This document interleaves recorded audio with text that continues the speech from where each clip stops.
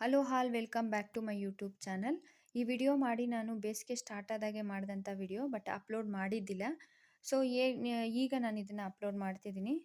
ಏನು ಈ ವಿಡಿಯೋ ಅಂತ ಅಂದರೆ, ಬೇಸಿಗೆ ಕಾಲದಲ್ಲಿ ಯಾವ ರೀತಿ ಕಡಿಮೆ ಖರ್ಚಿನಲ್ಲಿ ಮಶ್ರೂಮ್ ಫಾರ್ಮಲ್ಲಿ ನಾವು ಒಂದು ಟೆಂಪ್ರೇಚರನ್ನು ಕಾಪಾಡ್ಕೊಳ್ಬಹುದು ಅನ್ನೋದ್ರ ಕುರಿತಾಗಿ.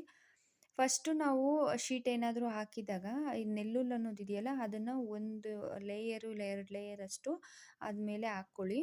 ಅದಾದಮೇಲೆ ನಾವು ತೆಂಗಿನ ಗರಿಯನ್ನು ಹೊಚ್ಕೊಳ್ಬೇಕಾಗುತ್ತೆ. ಅದು ಮೀರಿ ನಾವು ಬೇಕಿದ್ದರೆ ಸ್ಪ್ರಿಂಕ್ಲರ್ ಹಾಕಿ ಸ್ಪ್ರೇ ಕೂಡ ಮಾಡ್ಕೊಬೋದು. ಇದರಿಂದ ಟೆಂಪ್ರೇಚರ್ ಸ್ವಲ್ಪ ಡೌನ್ ಆಗುತ್ತೆ. ಇದು ಲೋ ಬಜೆಟಲ್ಲಿ ಆಗುವಂಥದ್ದು. ಅದೇ ಬಜೆಟ್ ತುಂಬ ಇದೆ ಅನ್ನುವಂಥವ್ರು ಬಬಲ್ ಶೀಟ್ ಕೂಡ ಹಾಕಿಸ್ಕೊತಾರೆ ಮತ್ತು AC ಕೂಡ ಹಾಕ್ಕೊತಾರೆ. ಸೊ ಯಾರೆಲ್ಲ ಕಡಿಮೆ ಬಜೆಟ್ ಇಟ್ಕೊಂಡು ಏನಾದರೂ ಒಂದು ಬಿಸ್ನೆಸ್ ಮಾಡ್ತಿದ್ರಿ ಅಂದರೆ, ಮಶ್ರೂಮ್ ಫಾರ್ಮ್ ಮಾಡ್ತಿದ್ದೀರಿ ಅಂದರೆ, ಅವ್ರಿಗೆ ಈ ಐಡಿಯಾ ಡೆಫಿನೆಟಾಗಿ ವರ್ಕ್ ಆಗುತ್ತೆ.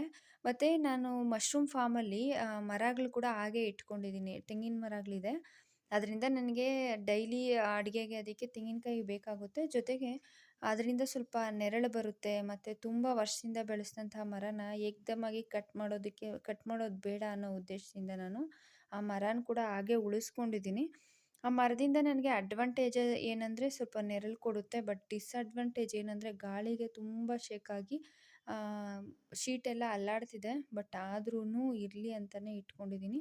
ಇದು ಫ್ರೆಂಡ್ಸ್ ಇವತ್ತಿನ ಒಂದು ವಿಡಿಯೋ. ಈ ವಿಡಿಯೋ ನಿಮ್ಗೆ ಇಷ್ಟ ಆದರೆ please like, share and subscribe ಮಾಡ್ಕೊಳ್ಳಿ. ನೆಕ್ಸ್ಟ್ ವಿಡಿಯೋನಲ್ಲಿ ಸಿಗೋಣ. ಅಲ್ಲಿವರೆಗೂ ಟೇಕ್ ಕೇರ್. ಬಾಯ್.